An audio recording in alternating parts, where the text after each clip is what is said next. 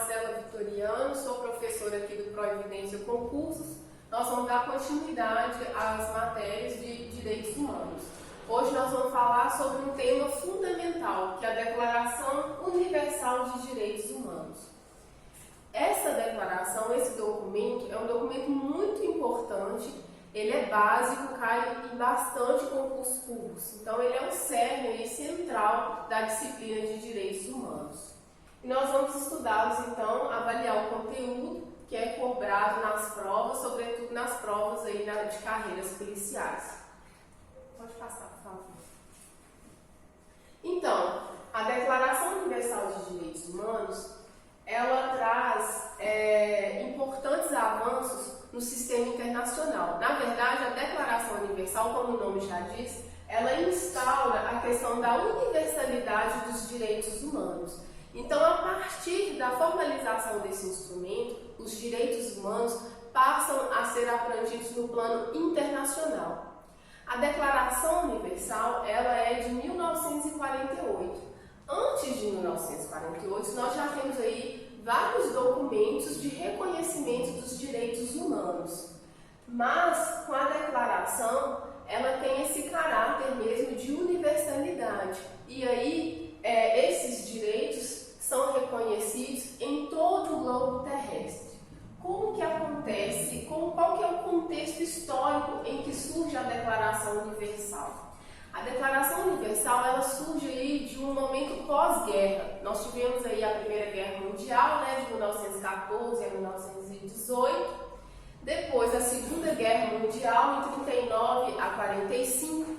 E o que se percebeu, o que se viu foi grandes atos de barbárie para a humanidade com essas duas guerras. Sobretudo na Segunda Guerra, nós tivemos aí a questão do Holocausto, em que o nazismo, com o argumento de purificação da raça humana, disseminou ali a milhares de pessoas judaicas, os judeus, nos campos de concentração. Crianças, idosos, independente da idade, foram ali assassinados no campo de concentração.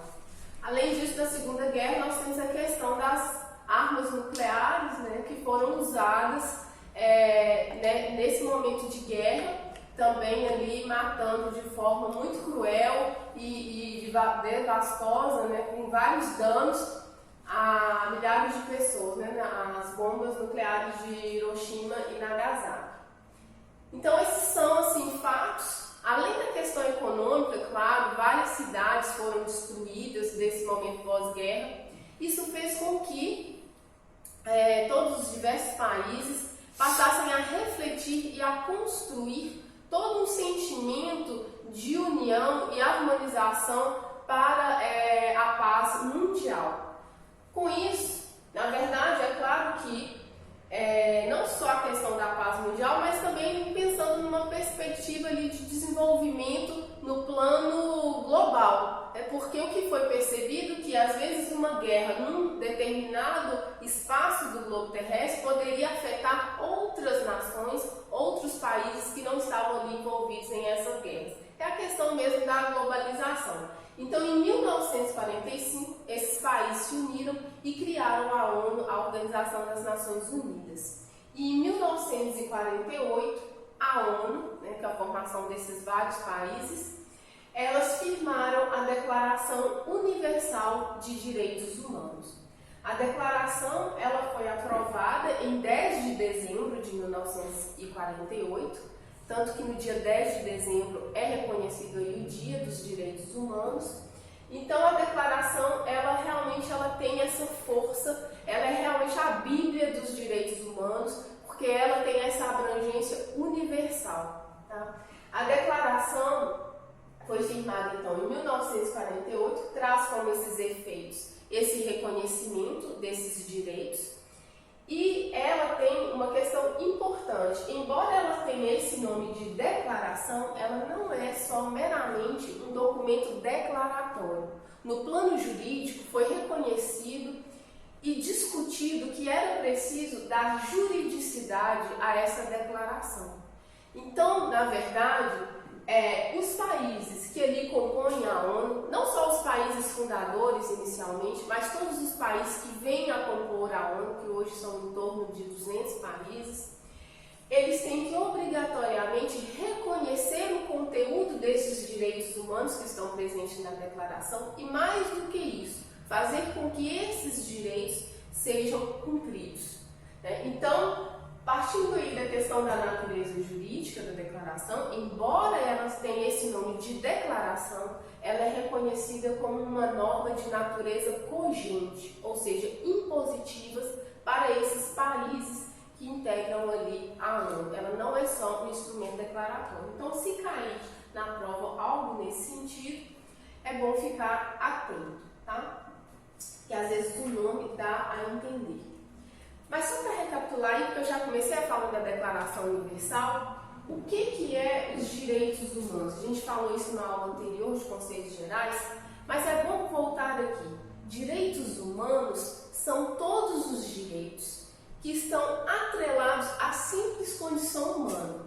Ou seja, o simples fato de eu ser um humano, né, a questão humana, já me reconhece a titularidade desses direitos. Não são direitos ali, então, portanto, que depende da vontade do Estado.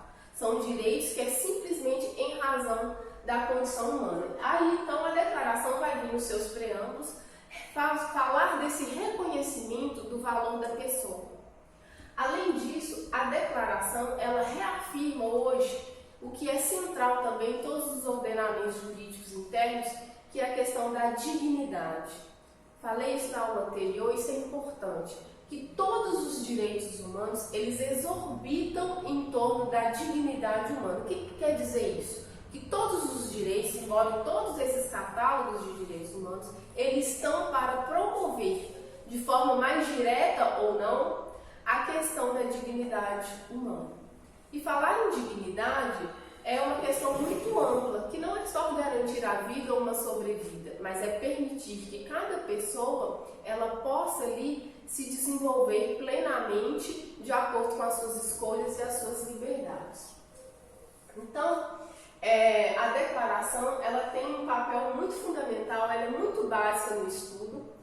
Outro ponto que eu quero ressaltar é que a Declaração Universal de Direitos Humanos, ela não engloba todo o catálogo de direitos humanos. Ela vai trazer ali somente os direitos civis e políticos e os direitos sociais, econômicos e culturais. Ou seja, nós estudamos ali dentro dos direitos humanos os chamados direitos de primeira, segunda, terceira geração e hoje se fala até em direitos de sexta geração.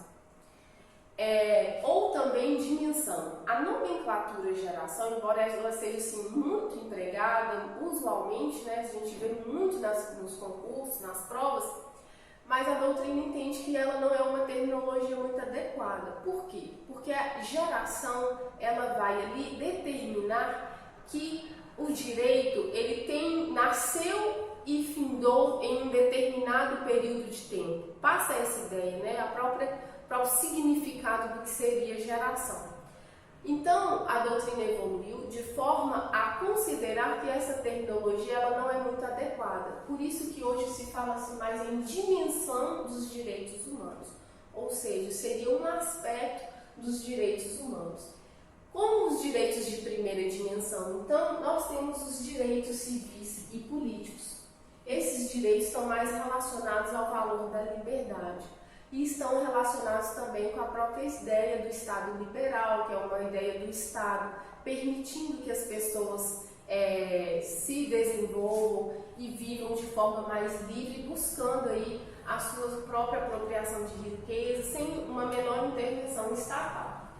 Os direitos de segunda geração de dimensão são os direitos sociais, econômicos e culturais. Então, são esses direitos que vão ali remeter à ideia do Estado chamado de Estado Social ou do Welfare State, né?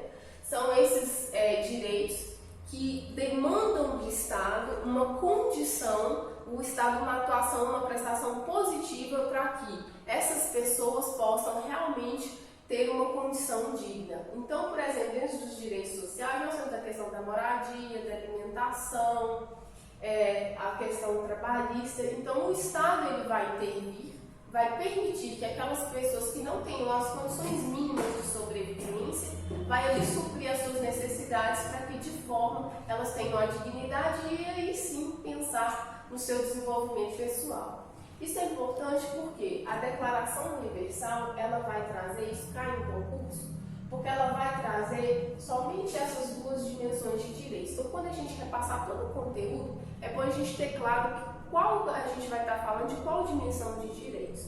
E a dimensão dos direitos sociais, econômicos e culturais, o Estado, ele vai ali agir de forma progressiva, ou seja, no caso de primeira geração, que são mais relacionados à liberdade, o Estado é mais no sentido formal, de reconhecimento.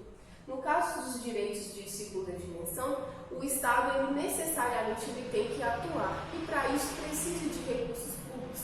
Então esse reconhecimento e a efetivação desses direitos vai acontecer de forma progressiva e é isso que está na Declaração Universal. Tá? Então se cair na prova, por exemplo, que a Declaração Universal de Direitos Humanos vai reconhecer todas as dimensões de direitos humanos, ou vai ali reconhecer direitos de terceira, quarta, quinta ou sexta dimensão, isso estaria errado. Nós temos aqui só os direitos de primeiro e segundo. Pode passar, por favor. Nos preâmbulos, a declaração ela deixa de forma clara quais são os seus fundamentos. Então, como eu já falei, ela reconhece o valor da pessoa humana, ou seja, independente de qualquer condição, simples fato de ser humano, é algo que deve ser considerado pelo sistema jurídico. E a questão da dignidade. Ela vem também como fundamento reafirmar de forma muito forte a igualdade.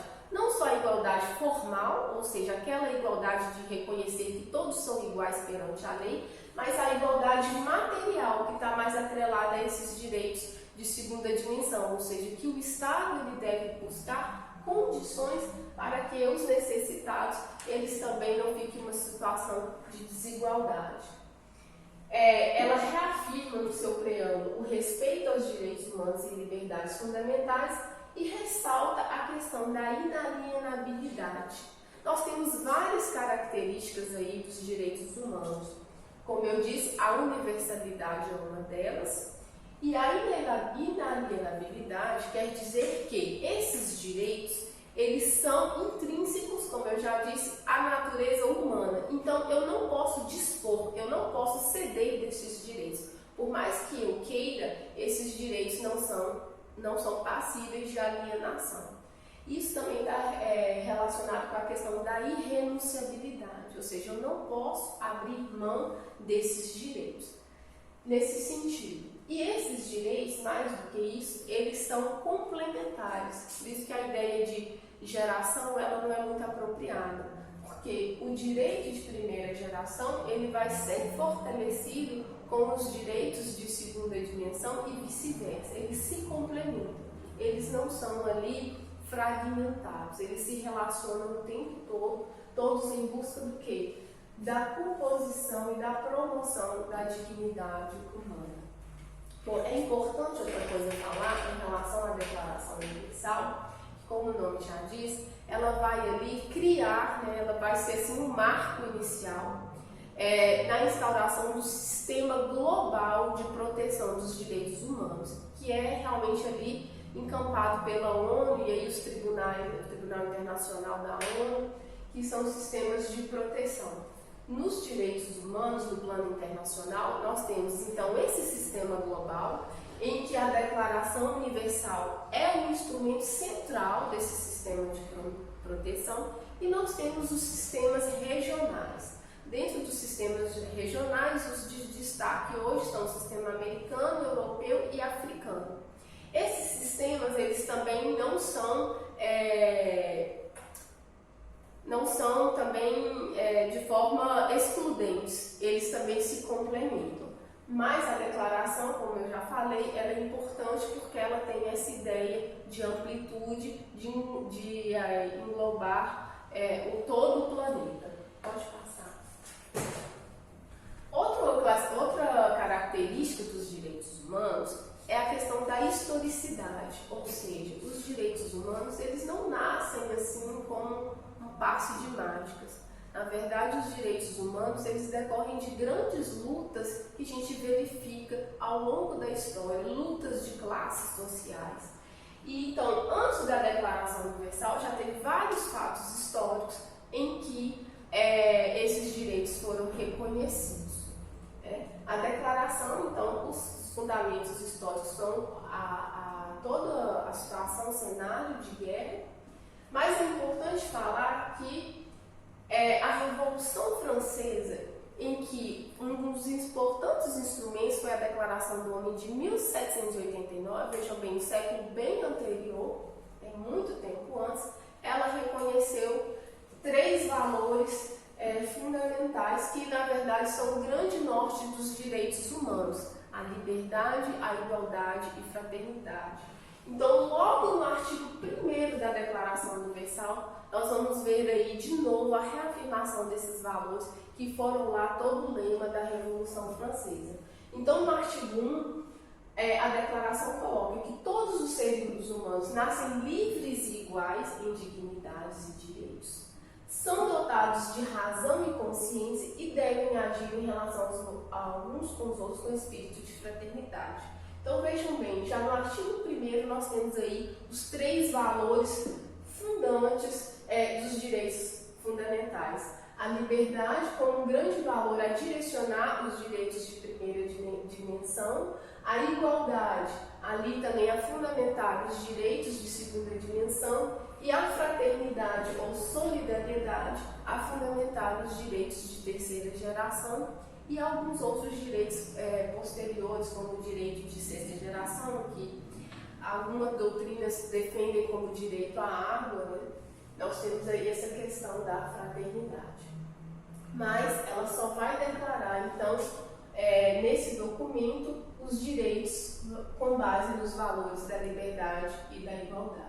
Da fraternidade, que são os de terceira, não vai estar nesse documento internacional. No artigo 2º, ela vem reafirmar de forma mais clara a questão da igualdade. A igualdade aqui, ela coloca que ela deve ser reconhecida de forma ampla. Então, não, independente da raça, cor, sexo, língua, religião, então, independentemente do estado que você nasceu, não importa, não pode haver distinções políticas ou em virtude da nacionalidade. Então, mais uma vez, a declaração vem colocar de forma clara que o simples fato de ser humano faz com que todos tenham no mesmo patamar o reconhecimento desses direitos.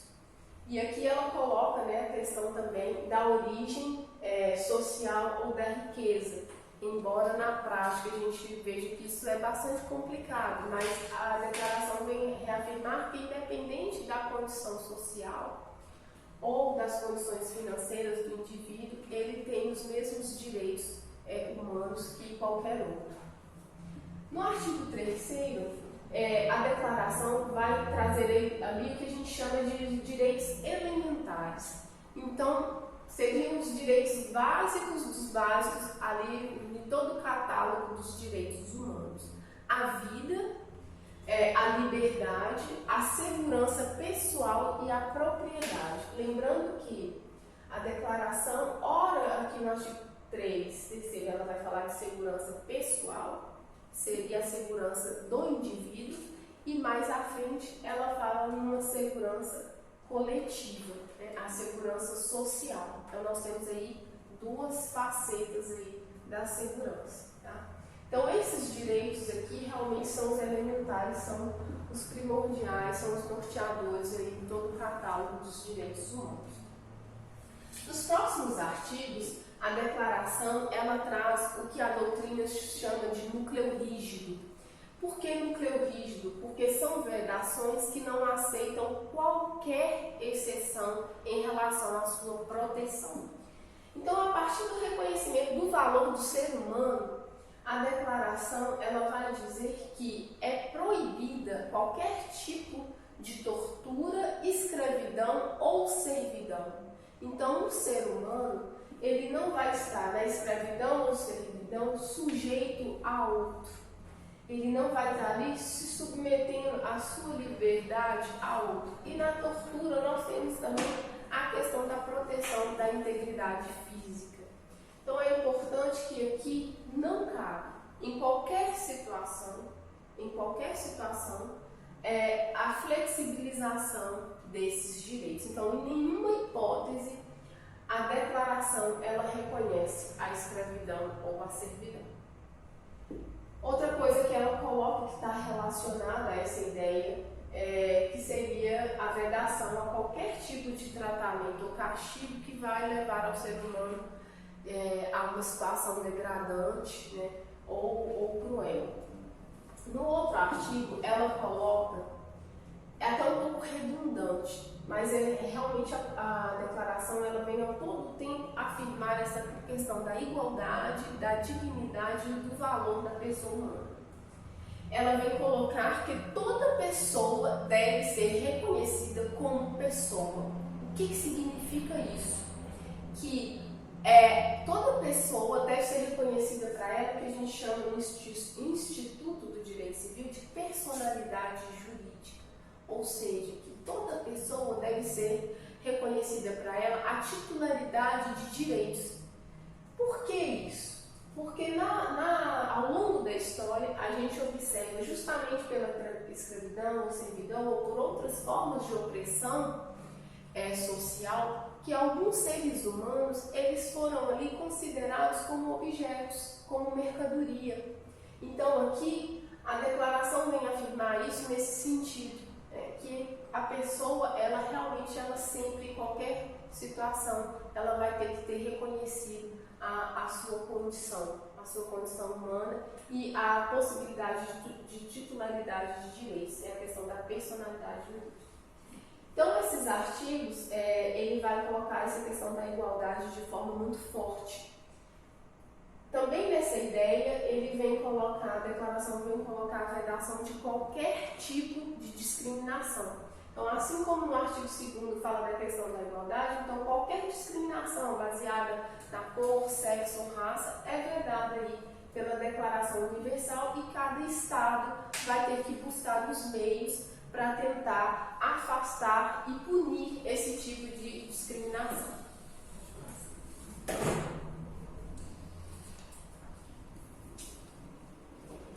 Bom, nos próximos artigos, no 8º, 9º e 10, a gente tem o que a gente chama de garantias, as garantias jurídicas.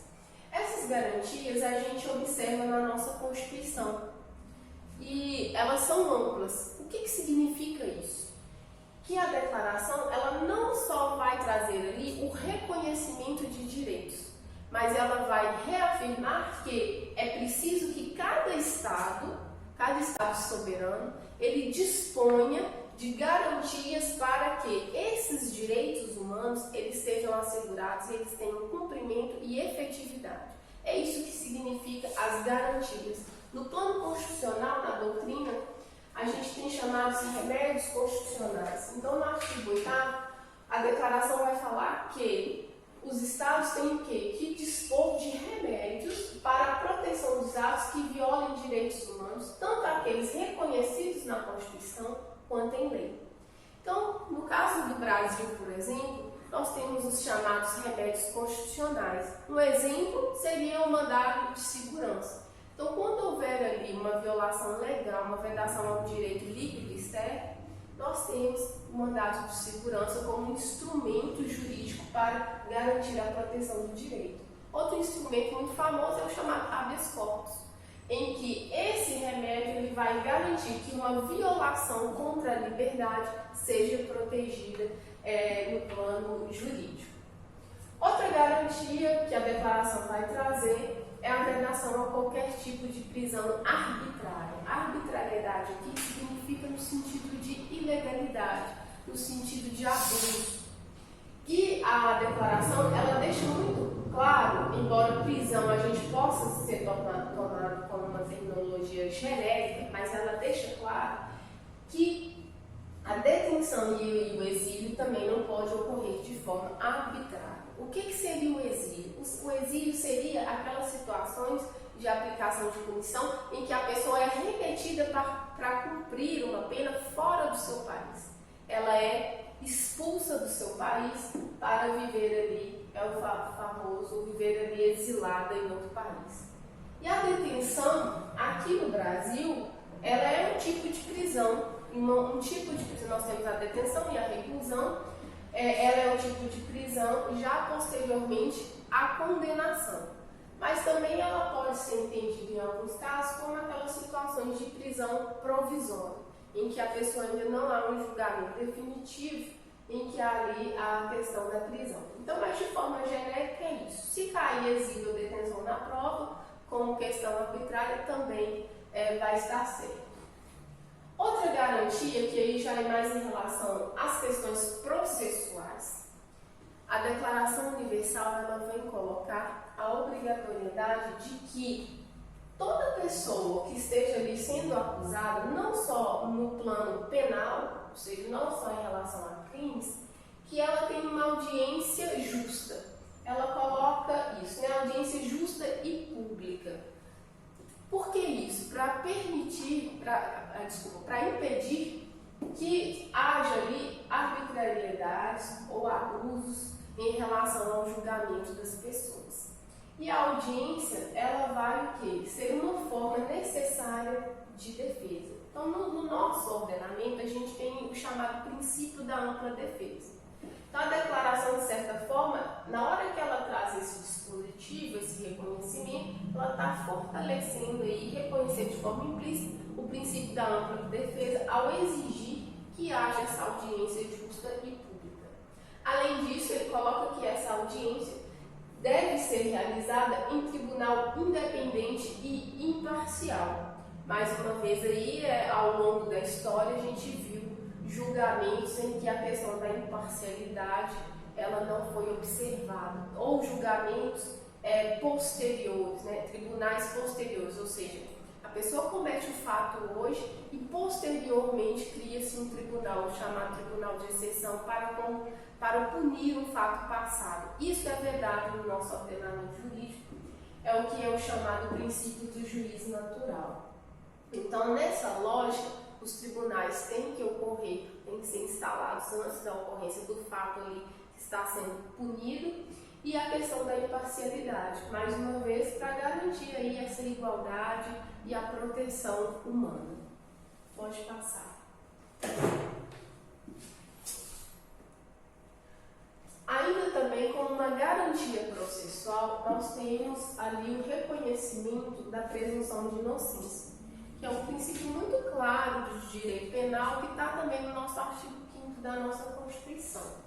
Então, o que é a presunção de inocência? Significa que, quando a pessoa ela tiver sido ali investigada ou indiciada por algum fato delituoso, ela tem que ser presumida a sua inocência. Ou seja, enquanto que ainda não for comprovado que ela é culpada, ela tem que ser considerada inocente. E lembrando que a declaração ela vai colocar que essa comprovação da culpabilidade só deve ocorrer pela forma admitida em lei. Então, as chamadas provas ilícitas seriam aqui vedadas. Além disso, mais uma vez, a declaração coloca a questão do julgamento público, também para favorecer que haja esse controle social e evitar ali as arbitrariedades na hora de ocorrer a condenação de algum indivíduo. E assim garantir também a igualdade. Outra garantia é que a declaração ela vai trazer que toda ação ou omissão em que a pessoa está ali sendo acusada, ela deve ser prevista em lei. Ou seja, ele não pode ser condenado por uma situação que não tenha previsto em lei. Isso nós temos em relação ao nosso ordenamento, que é o desdobramento de dois princípios: o princípio da legalidade e o princípio da retroatividade da lei penal. Significa que todos os tipos penais, ou seja, todos os crimes, eles têm que estar previstos em lei. E que, se hoje um fato é considerado crime, ele não pode retroagir, ou seja, ele não pode ser aplicado para um fato delituoso que foi cometido no passado. Então, se eu cometi um crime que hoje é crime, mas há 5 anos passados, por exemplo, quando eu cometi não havia a lei, não pode haver aí essa punição. Além disso, a declaração traz a questão de não poder ser aplicada a pena mais grave. Então, se posteriormente a legislação trouxe uma punição, aumentou a punibilidade por algum fato, por algum ato omissivo ou comissivo, a lei ela não pode ali também retroagir para aplicar a pena mais grave. Também é um outro princípio do direito penal de que a lei ela só pode retroagir para beneficiar o réu.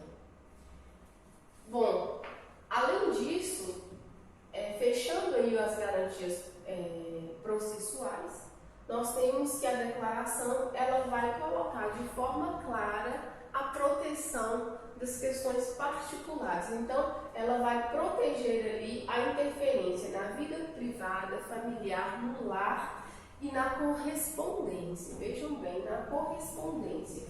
Isso também a gente tem a proteção dos meios de comunicação na nossa Constituição. Então, a declaração ela vai colocar aqui que essa forma de você comunicar também ela tem proteção. Qual que é a lógica? A lógica é para evitar realmente que o Estado ele vai ali intervir e vai agir em arbitrariedade em relação à vida particular de cada indivíduo. Outra questão é a defesa dos chamados direitos de personalidade. A honra, a reputação, a imagem, a declaração vem aí reconhecer que devem também ser protegidas. Tá? Vamos passar, então, fechando, as garantias são essas. Mais à frente, voltando aí, eu falei no início que no primeira dimensão, que seria dos valores da liberdade, nós temos aqui os direitos civis e políticos. Então, as liberdades, nós temos vários tipos de liberdades, elas estão descritas na declaração. Basicamente, nós temos aqui a liberdade de locomoção, que significa que todo indivíduo tem o chamado direito de ir e vir, de transitar livremente em seu país, e a de residência. A declaração vai colocar claramente que o nacional, ou seja, a pessoa que nasceu ou que tem a nacionalidade daquele país, ela tem o direito de ter a sua residência naquele país. Por isso que em algumas situações, é muito claro a gente ver no direito internacional, quando a pessoa está para fora, né, do país, ela tem sempre o direito de regressar, porque ela tem esse direito de ter a sua residência no seu país de origem. A segunda liberdade está relacionada ao pensamento e à consciência. Isso aí é muito claro no sentido de que é uma evolução jurídica mesmo, de que o Estado ele não pode ali obrigar que as pessoas elas sejam adeptas a uma determinada ideologia ou a determinados tipos de pensamento. Então, cada pessoa ela vai ter ali, e também a gente vai ver que está relacionado com a liberdade de expressão. Então, cada pessoa ela vai poder seguir ali de acordo com a sua consciência. É claro que nenhum direito humano ele é absoluto. Então, é claro que a forma, a consciência, tudo isso vai estar relacionada com a questão social. Quais os valores sociais, quais as regras sociais, tem sempre ali uma limitação. A terceira liberdade é a liberdade de religião ou crença. Então, também nessa lógica, né, na mesma linha, significa que qualquer pessoa ela vai poder escolher qual a religião que ela quer. É a lógica do Estado laico, ou seja, o Estado ele não vai interferir. Nós tivemos aí até a Revolução Francesa, século XVIII, né, a forte ligação do Estado com a Igreja Católica. E depois da queda do Estado absolutista, da monarquia absolutista, nós vemos que há um pouco dessa ruptura entre o Estado e a Igreja. E aí, na história, a gente vai ver quais que é o desdobramento de toda essa conjuntura dessa vinculação entre igreja e Estado. Então agora no nosso novo Estado, né, no Estado de Direito, no Estado democrático de direito, nós temos essa ideia de que o Estado é laico, o Estado não deve interferir na escolha da religião. É importante colocar aqui que a declaração, ela afirma que essa liberdade ela é ampla. Ela está relacionada tanto com o ensino, a prática, o culto e a observância. Ou seja, não é simplesmente eu ir lá e praticar. Eu posso, inclusive, ensinar a religião para qualquer outro. Essa liberdade é assegurada. E a observância aqui, ó, o culto, ela é colocada em qualquer forma em que sentido? Ou seja, eu posso ter o meu culto particular, eu posso ter o meu culto em público, em áreas públicas, em áreas privadas. Então é importante ter essa atenção, porque se cair esse detalhe em prova, fica atento para não errar. Outra liberdade é a liberdade de opinião e expressão. Como eu disse, os direitos eles são ali complementares. Então, em teoria, né, todo ser humano ele tem direito de opinar e se expressar livremente. Mas lembra lá da garantia, a honra e a reputação? Então, eles se limitam. Por isso que eu disse no início que esses direitos eles são indivisíveis, são complementares. Então, por mais que eu possa exercer o meu direito de opinião e expressão, eu posso exercer de tal forma que eu não possa ferir a honra ou a imagem de outro. É a lógica que todos esses direitos humanos eles devem se dar em harmonia e preservando que um direito ele vai estar limitado ao direito do outro, né? A ideia lógica do direito que nós temos a expressão assim que o meu direito termina onde começa o seu. Então é bom ter essa compreensão porque esses direitos eles não são absolutos. Outro aspecto interessante é que a declaração ela vai proteger a questão da transmissão dessa opinião e expressão. E essa transmissão a nível global. Então se eu posso me expressar a nível global, não é garantido que toda essa forma de eu me expressar ela ultrapasse aí fronteiras por qualquer meio. Isso é interessante, né? Porque hoje nós estamos falando de uma era digital, então eu posso aí me comunicar nas redes sociais, na internet, de forma ampla. Essa manifestação dessa liberdade, então, portanto, ela não é restrita sobre a questão territorial. Por fim, nós temos a liberdade de reunião e associação. É a ideia de que as pessoas, elas podem sim se reunir. E também aqui, mais uma vez, nós temos situações na história em que as pessoas elas não poderiam se discutir, não poderiam se reunir para discutir assuntos comuns. Aí eu lembro da história dos Inconfidentes aqui em Minas, em que as reuniões eram as ocultas, eram escondidas, porque eram vistas como formas de realmente ameaças, né, a todo o sistema político. Então agora nós temos aí essa ideia de que essa liberdade ela é garantida a toda a coletividade, a toda a sociedade. E também de associação. A associação no sentido de que todas as pessoas que têm algum interesse comum, elas têm interesse em de se associarem. E aqui, por exemplo, nós temos a questão da liberdade sindical. Então, as pessoas podem sim ter essa liberdade de se associarem com finalidades específicas em relação a trabalhistas ou não, né? Qualquer tipo de finalidade, desde que haja interesses comuns, é permitido que as pessoas se associem. Pode passar. Então, essas liberdades, elas estão relacionadas aos direitos de primeira dimensão. Dentro também dos direitos de primeira dimensão, nós temos os chamados direitos políticos. O primeiro deles que é reconhecido a nacionalidade. Então, a declaração vai reconhecer a nacionalidade. O que é a nacionalidade? Significa que eu tenho um vínculo com o meu país de origem, a ideia de nação, que eu tenho aquela vinculação com um determinado estado. E aí cada estado membro ele vai colocar as condições para que seja reconhecida a nacionalidade. E a declaração ela vai colocar que não só a nacionalidade em si é reconhecida como um direito humano, mas a possibilidade do indivíduo poder escolher alterar a sua nacionalidade. Então, por exemplo, se eu tenho a nacionalidade brasileira, mas eu posso alterar a minha nacionalidade, por exemplo, meu sobrenome é italiano, então se eu conseguir alterar e conseguir uma outra, a nacionalidade italiana, por exemplo, a declaração reconhece então que eu posso alterar a minha nacionalidade.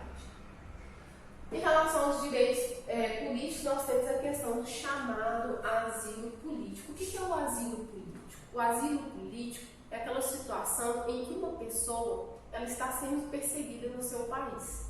E aí ele pode buscar essa proteção em outro país, ela pode buscar essa proteção fora. Em que situações acontece isso? Normalmente são nas situações de perseguições por crimes políticos. A declaração vai trazer, então, essa proteção para as pessoas, que é possível que lhe seja assegurado o asilo, desde que não seja para crimes comuns e atos contrários aos propósitos e princípios das Nações Unidas. Em relação aos direitos políticos, e é muito claro, a declaração vem garantir o sufrágio universal. Também está muito relacionado com a história dos direitos humanos. O que é o sufrágio universal? Significa que toda a população, que toda a nação, ela tem direito ao voto. Ao longo da história a gente vai ver que ao voto normalmente era dado para classes ali mais nobres, mais dominantes. As mulheres, por exemplo, vieram a ter direito ao voto há pouco tempo, né? Pensando na história do direito. Então, a ideia da Declaração Universal é de reconhecer mais uma vez a questão da igualdade, a igualdade aqui no plano político, em que todos devem ter direito a participar das questões políticas da sua sociedade, das suas escolhas. Outra questão é a liberdade do voto, então, evitar que haja opressão, haja alguma imposição em relação à questão do voto. E aqui no Brasil nós temos que o voto ele é sigiloso. E as eleições periódicas. A ideia de eleições periódicas é para evitar ali a questão da tomada de poderes e que haja ali essa perpetuação do poder, as ditaduras, e está muito relacionado com a ideia de democracia, essa ideia de renovação. E que também tem relação com a soberania popular. O que é soberania popular? Vem lá dos ideais iluministas de que o poder ele emana do povo, ou seja, todo o poder estatal ele é reconhecido pelo povo ali que forma esse Estado. Então, a ideia de que as pessoas vão eleger os seus representantes para ali direcionarem, governar o Estado. Então, a Declaração Universal ela traz todos esses direitos políticos e traz ali a democracia como uma forma clara de governo que deve ser adotada por esses países. Então, vejam bem, é importante que a declaração ela traz algo muito forte, que é no sentido de que ela limita as questões culturais. Então, por exemplo, a gente vê em muitos países asiáticos, por exemplo, a questão cultural diferente dos países aqui ocidentais, em que a questão cultural é forte, por exemplo, a questão em relação à mulher ou algumas outras situações. Então, quando a declaração ela traz esse rol de direitos, ela vai estar ali trazendo uma certa interferência nas culturas de alguns países e limitando todo o entendimento em relação à pessoa de alguns países. Tá? Porque a ideia de direitos humanos ela não está atrelada à questão estatal, à vontade do Estado. Pode passar.